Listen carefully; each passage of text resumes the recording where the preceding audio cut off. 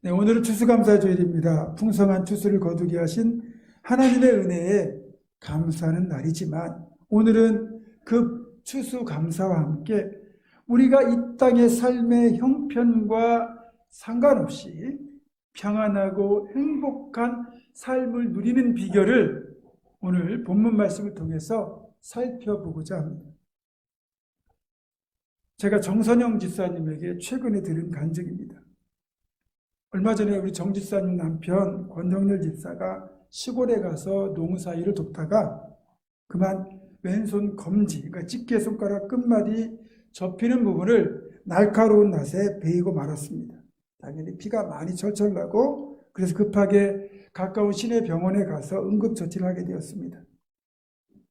담당 의사가 아무래도 인대를 다친 것 같으니 큰 병원에 가서 수술을 해야 될 것 같다 그러면서 다친 손가락을 포함해서 손 전체에 붕대를 감아주었습니다. 놀란 마음에 급하게 서울로 올라왔고 다음날 수술할 병원을 찾아서 전화로 먼저 상담을 받았는데 수술비는 약 300만 원 정도 3, 4일 정도 입원해야 되고 당분간 손을 쓰는 일을 하지 말라 그런 통보를 받았습니다. 다친 것도 다친 것이지만 수술하려면 적지 않은 돈이 들고 입원도 해야 되고 당분간 일을 하지 못한다는 생각에 권 집사가 걱정이 태산이었습니다. 가장의 자리가 그만큼 무거운 거죠. 물론 가족들도 치료가 먼저니까 수술을 하라고 권했습니다. 그런데 그날 밤 권 집사가 아내 정 집사에게 내 말 좀 들어보라고 자신이 수술을 받지 않아도 될 것 같다고 하면서 그 이유를 이렇게 말했습니다. 우선 손가락 끝에 감각이 있는 것 같고 구부러지는 것 같기도 하고 또 만약에 구부러지지 않아도 이 손가락으로 집으면 되고 다행히도 이 왼손이 오른손보다는 덜 중요하니까 괜찮다는 논리였습니다. 권 집사의 논리가 아내를 포함한 가족들에게도 설득이 되었고 권 집사는 병원에 가지 않고 그냥 간단한 치료만 했는데 놀랍게도 상처가 잘 아물고 손가락에도 아무런 이상이 없어서 잘 치유가 되어 지금껏 일을 잘 하고 있습니다. 저는 이 이야기를 들으면서 이게 진짜 감사다. 이게 진정한 감사다라는 생각이 들었어요. 다친 중에도 다친 것에 대하여 불평하거나 낙심하는 대신에 감사할 이유를 찾아내는 것 말입니다. 다친 손가락이 왼손이라서 감사하고 이 손가락을 못 쓰면 저 손가락을 쓸 수 있는 것이 감사하고 그런 가운데서도 감각이 있는 것 같고 손가락이 또 구부러지는 것 같고 그래서 감사하고 있는 것 아니겠습니까? 그렇게 감사할 수 없는 가운데 감사할 이유를 찾아서 감사하는 것이야말로 진정한 감사가 아니겠습니까? 늘 말씀드리지만 그래서 감사한 것도 좋지만 그럼에도 불구하고 감사를 할 수 있을 때 하나님은 그 감사를 최고의 제사로 받아주시는 겁니다. 오늘 추수감사주일은 한 해 동안 우리들에게 베푸신 하나님의 은혜를 되새기며 풍성한 추수를 거두게 됨을 감사하는 날이지만 사실 감사라는 것은 시도 때도 없이 해야 되고 무엇보다 감사할 이유를 굳이 찾아서 드리는 감사가 진정한 감사라고 할 수 있습니다. 사랑하는 성도 여러분, 우리의 모든 감사는 감사할 일이 넘쳐서 감사할 수 있기를 원하지만 또 감사할 수 없는 상황이라 할지라도 굳이 감사할 이유를 찾아서 감사하는 진정한 감사가 될 수 있기를 주님의 이름으로 축원합니다. 우리는 전통적으로 농사를 주업으로 농경 생활을 해온 농경 민족입니다. 반면에 이스라엘은 목축을 주업으로 하는 유목 민족입니다. 그런데 이 성경이 유목 문화를 바탕으로 이스라엘의 역사 문화를 배경으로 해서 기록된 것이기 때문에 우리가 성경을 제대로 이해하려면 먼저 우리에게는 다소 낯선 이 유목 생활, 유목 문화에 대한 선 이해가 필요합니다. 예를 들면 우리는 농부라는 말이 익숙하지만 성경에는 농부라는 말보다 목자라는 말이 훨씬 더 많이 나옵니다. 우리는 자칫날이 되면 돼지를 잡지만 이스라엘에서는 양을 잡죠. 우리는 막걸리를 마시지만 이스라엘 사람들은 포도주를 마시죠. 우리는 정착하여 한 곳에서 농사짓고 살지만 이들은 풀을 따라 이동하며 장막을 옮기는 그런 삶을 살기도 합니다. 무엇보다 지금의 우리는 산업화 이후에 대부분의 사람들이 도시의 삶을 살다 보니까 성경에 등장하는 여러 표현과 상징들, 특별히 오늘 본문 시편 23편에 등장하는 목자, 양, 풀밭, 쉴만한 물가, 사망의 음침한 골짜기 이런 말들이 잘 와닿지 않는 것도 사실입니다. 그렇게 애초 성경이 기록된 배경과 시대 자체가 목축을 주어보라는 유목민 이스라엘 사람들과 그 시대 그들의 문화라는 것을 감안하고 성경을 읽고 말씀을 들어야 이해가 쉽고 또 그 말씀 안에 들어있는 나를 향하신 하나님의 메시지가 더 간절하고 생생하게 와 닿는 것입니다. 오늘 이 시편 23편은 다윗의 시라는 부제가 붙어 있습니다. 이 시편의 저자가 다윗이라는 거죠. 다윗은 골리앗을 죽이고 이스라엘의 영웅이 되기까지, 그러니까 10대 후반까지 이 목자의 삶을 살았고, 그런 자신의 경험과 당시의 목자들의 관습을 떠올리며 하나님과 다윗 자신의 관계, 즉 하나님과 우리의 관계를 목자와 양의 관계로 묘사하고 있습니다. 오늘 본문 1절입니다.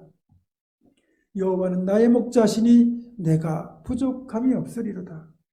여호와 주님은 나의 목자가 되신다는 거죠. 오늘 다윗의 시편에서도 그렇고 예수님의 비유에서도 그렇고 하나님, 우리 주님과 우리들의 가장 기본적인 관계를 성경은 목자와 양의 관계로 표현합니다. 물론 성경에는 다양한 관계 상징이 들어있어요. 부모와 자식 간의 관계, 또 남편과 아내로의 관계, 연인의 관계로도 묘사할 때가 있지만 가장 많이 등장하는 표현은 목자와 양의 관계입니다. 그러면 양된 우리의 입장에서 한번 생각을 해보겠습니다. 지금 이 시인은 자신은 모든 것이 넉넉해서 부족함이 없다고 이렇게 말하는 게 아니에요. 왜냐하면 양의 입장에서 볼 때 여호와가 자신의 목자가 되시기에 부족함이 없다 이렇게 고백하는 겁니다. 이게 무슨 말이냐? 목자는 양의 모든 걸 책임지는 존재입니다. 따라서 이 목자가 양의 모든 것을 책임질 것을 믿기에 자신이 어떤 자리에 있든지 아니면 어떤 상황에 처해 있든지 그것과 상관없이 나는 부족함이 없다라고 말하는 겁니다. 그러니까 목자를 믿기 때문에 나는 부족함이 없다 그렇게 말하는 거죠. 여러분, 이런 것이 바로 진정한 신앙 고백입니다. 우리가 부족함이 없다고 고백할 때 현재 내 삶의 모든 것이 넉넉해서 풍성해서 부족함이 없다고 말하는 것이 아니라 그것과 상관없이 하나님께서 나의 목자가 되시기에, 그래서 그분이 모든 것을 책임질 것을 내가 믿기에 나는 하나님 때문에 부족함이 없습니다 라고 고백하는 것, 이것이 진정한 신앙 고백, 진짜 살아있는 생생한 믿음인 것입니다. 사실 다윗이 이런 고백을 할 수 있었던 이유는 진짜 양을 아끼고 사랑하는 목자, 즉 선한 목자, 진짜 목자는 오로지 양을 위하여 일한다는 사실을 그가 잘 알고 있었기 때문입니다. 요한복음 10장 10절입니다. 내가 온 것은 양으로 생명을 얻게 하고 더 풍성히 얻게 하려는 것이라. 그게 목자의 사명입니다. 그리고 그런 목자의 마음과 노력이 빚어내는 결과가 바로 오늘 본문 2절입니다. 그가 나를 푸른 풀밭에 누이시며 쉴만한 물가로 인도하시는도다. 여기에서 푸른 풀밭으로 번역된 원문을 직역하면 어리고 연한 풀의 초원, 이런 뜻입니다. 어리고 연한 풀은 양들이 가장 좋아하는 맛난 풀입니다. 양들이 가장 좋아하는 어리고 연한 풀이 있는 그 풀밭을 찾아서 양이 갈 필요가 없습니다. 양은 목자가 그런 초원으로 양들을 이끌어갈 것을 믿기 때문에 그 목자만 따라가면 되는 겁니다. 또 목이 마를 때 목을 축이고 편히 쉴 수 있는 쉴만한 물가도 양이 찾는 것이 아니라 목자가 그곳을 찾아 양들을 이끌어가는 겁니다. 이렇게 푸른 풀밭을 찾아내고 쉴만한 물가를 찾아내는 것은 양의 역할이 아니라 목자의 역할이기 때문에 양들은 그저 그 목자를 믿고 따라가기만 하면 되는 거죠. 그러면 반드시 좋은 풀밭에 이르고 쉴만한 물가에 도착하게 되는 겁니다. 사실 우리 대한민국은 산과들의 풀이 지천이고 어딜 가든지 냇가가 있고 쉽게 물을 구할 수 있기 때문에 이 푸른 풀밭, 쉴만한 물가로 인도한다는 이 말이 그렇게 와닿는 표현이 아니거든요. 얼마나 이런 곳이 복된 곳인지 잘 몰라요. 하지만 이 본문의 배경이 되는 이스라엘, 이 지역에서 대부분의 목축이 이루어지는 지역은 풀밭이나 물가를 찾기 어려운 척박한 광야지대인 이스라엘의 남쪽 네겝이라고 하는 광야지대에서 이루어지고 있습니다. 그런 척박한 땅에서 목축이 이루어지고 있다 보니까 푸른 풀밭 쉴만한 물가를 찾아내는 게 여간 어려운 일이 아닙니다. 그래서 목자의 가장 중요한 역할 중에 하나가 그런 곳을 찾아 양떼를 이끌어가는 겁니다. 양떼를 이끄는 목자는 키웠고 양들에게 먹일 푸른 풀이 있는 풀밭, 양들에게 목을 축이게 할 수 있는 그런 쉴만한 물가를 찾아서 반드시 그곳으로 양들을 이끌어갑니다. 양들은 그 목자를 믿고 따라가기만 하면 되는 거죠. 이처럼 목자가 모든 걸 책임지잖아요. 그러면 우리가 양이라고 볼 때 우리는 목자 대신 하나님을 믿고 살면 되는데 우리는 매일 무엇을 먹을까, 무엇을 마실까, 무엇을 입을까 그렇게 염려하며 살아가고 있습니다. 그럴 필요가 전혀 없는데도 말입니다. 우리의 목자가 되신 주님께서 궁극적으로 우리를 위하여 그 푸른 풀밭 쉴만한 물가로 우리를 인도하실 것인데 우리는 양의 입장인데도 불구하고 우리가 염려하고 있습니다. 그럴 필요가 없다는 거죠. 어쨌든 양은 목자만 잘 만나면 그 인생이 평탄합니다. 우리 목자는 최고의 목자가 되시는 여호와 하나님 아니시겠습니까? 그래서 이 사실을 잘 알고 있는 시인은 시편 34편에서는 이렇게 고백합니다. 젊은 사자는 궁핍하여 줄일지라도 여호와를 찾는 자는 모든 좋은 것에 부족함이 없으리로다. 여호와 우리 주님을 목자로 선택하는 것이야말로 최고의 선택이 되는 것이고 그렇게 여호와를 찾고 여호와를 목자로 삼는 자는 모든 좋은 곳에 부족함이 없게 되는 것입니다. 또 목자가 양을 이끌고 가는 쉴만한 물가, 이곳은 사나운 맹수나 강도로부터 안전하게 보호받을 수 있는 쉼터를 의미합니다. 아무리 만난 풀이 있고 마실 물이 있는 물가라 하더라도 그곳에서 맹수가 도사리고 있거나 강도가 들이닥친다면 양은 스스로를 지킬 수가 없습니다. 하지만 목숨 걸고 양을 위하여 지팡이와 막대기로 맹수를 물리치고 강도와 맞서 싸우는 목자가 있기 때문에 풀을 뜯어 먹을 수 있는 것이고 물을 마실 수 있는 것이고 쉴 수가 있는 겁니다. 자, 그렇다면 목자가 그렇게까지 양떼를 위하여 푸른 풀밭 쉴만한 물가를 찾는 이유는 또 무엇일까요? 3절에 나옵니다. 내 영혼을 소생시키시고 자기 이름을 위하여 의의 길로 인도하시는도다. 그러니까 우리 영혼을 소생시켜주기 위하여 또 하나는 본인의 이름을 위하여 그렇게 인도한다는 겁니다. 여기에서 내 영혼을 소생시키시고 할 때 이 내 영혼의 본래 의미는 영혼만 말하는 것이 아니라 몸과 마음, 영혼 모든 것을 뜻하는 거예요. 그러니까 전인적인 걸 말하는 거죠. 그리고 소생시키시고 할 때 이 말은 지친 몸과 마음을 충분히 쉬게 함으로써 다시 일어설 힘과 활력을 얻게 한다. 다시 말하면 재충전한다. 그런 뜻입니다. 그러니까 양들은 목자가 이끌고 보호하는 가운데 푸른 풀밭 쉴만한 물가에서 먹고 마시며 다시 활력과 힘을 얻게 되는 거죠. 우리 목자 되시는 주님께서 마태복음 11장 28절에서 이렇게 말씀하셨습니다. 수고하고 무거운 짐진 자들아 다 내게로 오라. 내가 너희를 쉬게 하리라. 목자 대신 주님을 따라가면 그곳에 쉼이 있다는 겁니다. 그런데 이 쉬게 하리라, 이게 헬라어로 아나파우인데 여기에는 쉼을 주다, 평안을 얻게 하다, 새 힘을 주다, 이런 뜻이 들어있어요. 그러니까 주님 안에서 우리가 쉼을 누리게 되면 그 안에는 진정한 안식과 또 평안과 다시 세상을 살아갈 힘을 얻는 놀라운 회복의 역사가 있게 되는 거죠. 그리고 그런 우리의 영혼을 소생시키는 목적도 있는 것과 동시에 왜 주님께서 그렇게 그 목자 되신 주님께서 푸른빛과 쉴만한 물가를 찾아다니느냐? 자기 이름을 위하여 의의 길로 인도하시기 위함입니다. 자기 이름은 목자의 명예, 즉 목자 자신의 기쁨을 뜻합니다.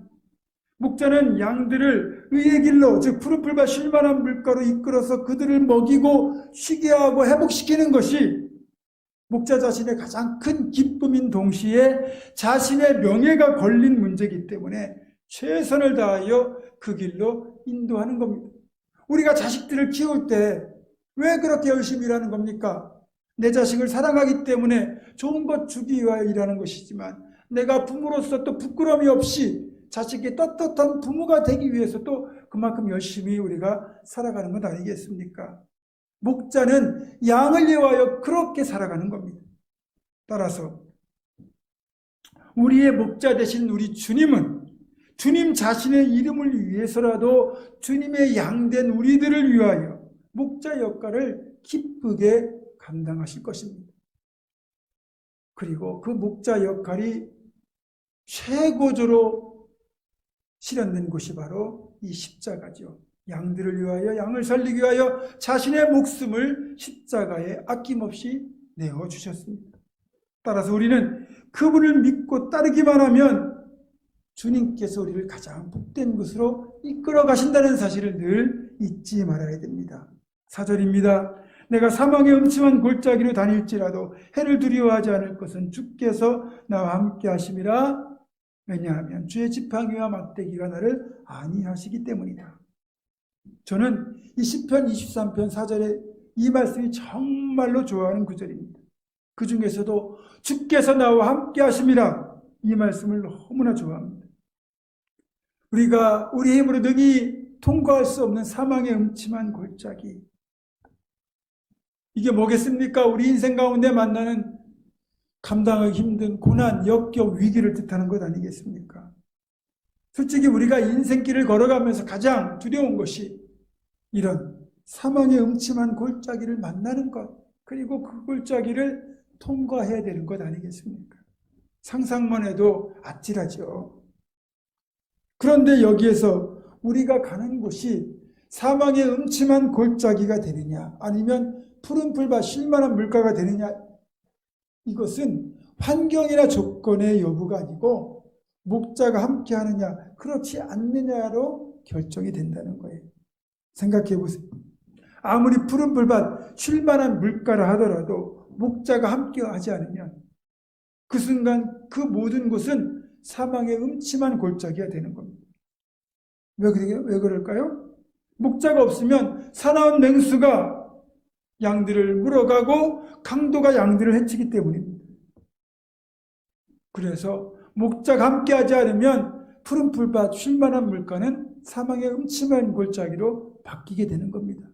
반대로 아무리 사망의 음침한 골짜기를 할지라도 그 길에 목자가 함께하기만 하면 그 길은 푸른 풀밭 쉴만한 물가, 한마디로 꽃길이 되는 겁니다.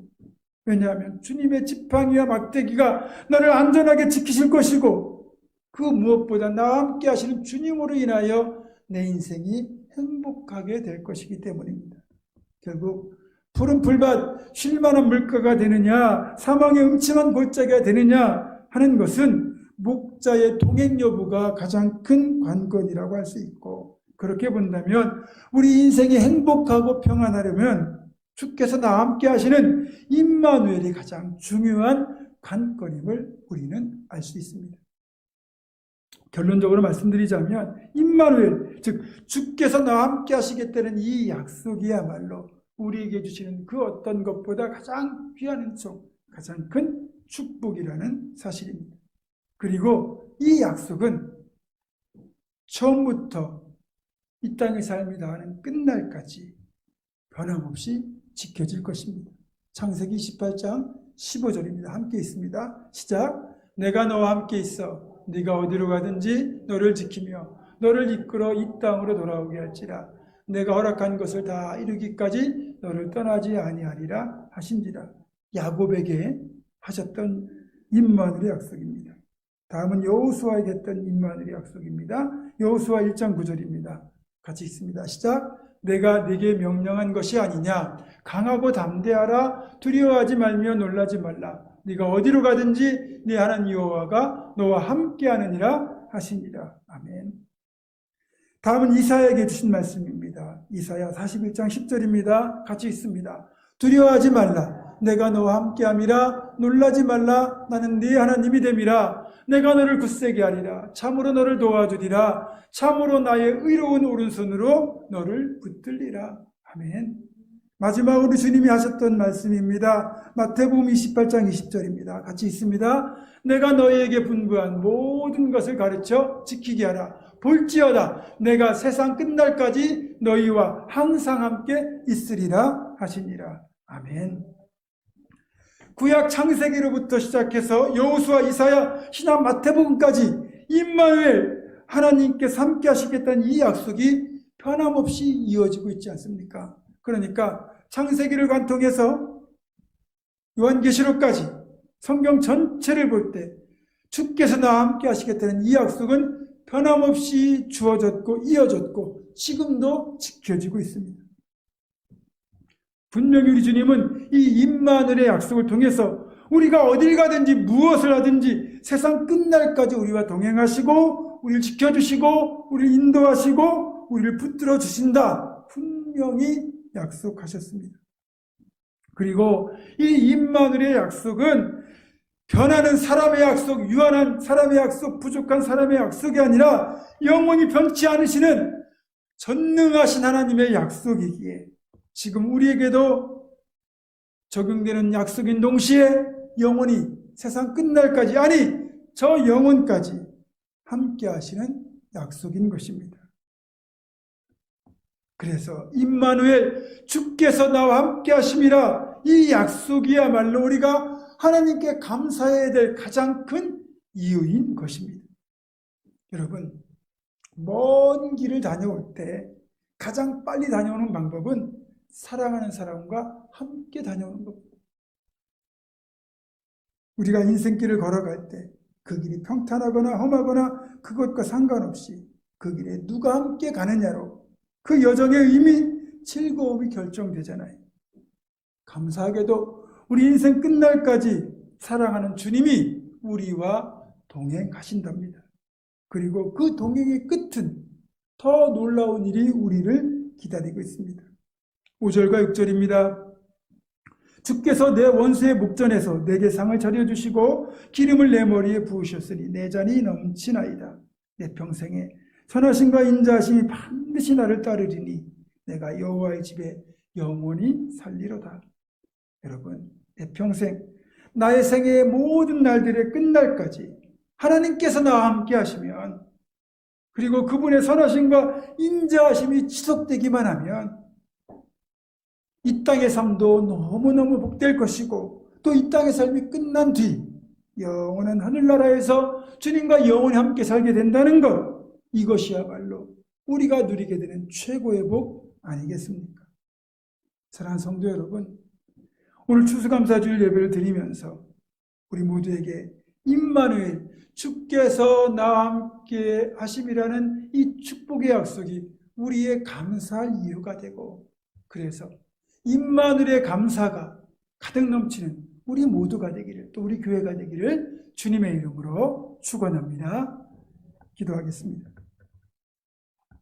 늘 우리와 임마누엘 함께 하시겠다고 약속하신 하나님, 임마누엘의 약속을 신실하게 지키시는 하나님으로 인하여 평생 감사하며 복되고 평안하게 살아가는 우리가 되게 하여 주시옵소서. 우리 주 예수 그리스도의 이름으로 기도드립니다. 아멘.